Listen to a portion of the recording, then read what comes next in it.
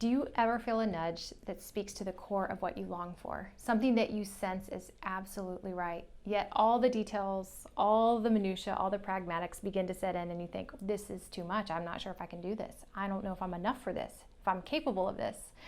Well, for us a few years ago, that looked like something like inviting a girl from the other side of the world into our family. And I, of course, felt like very ill-equipped. No way, God, what does this even mean?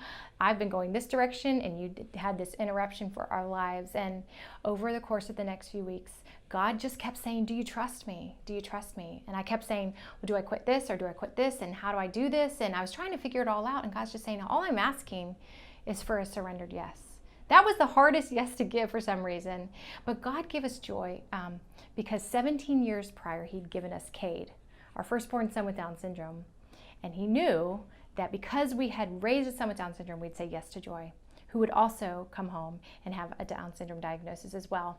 I look back on today and I think all of us have invitations from God, little prompts, little nudges, and they don't have to be big and dramatic like adding to your family. They can be nothing more than just choosing gratitude every morning when your feet hit the floor, maybe leaning into that hard conversation that you've been trying to avoid.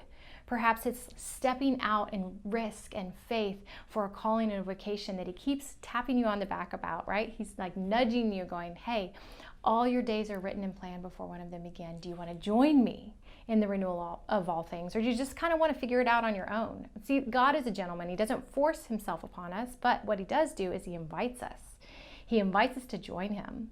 And that's the kind of yes that we want.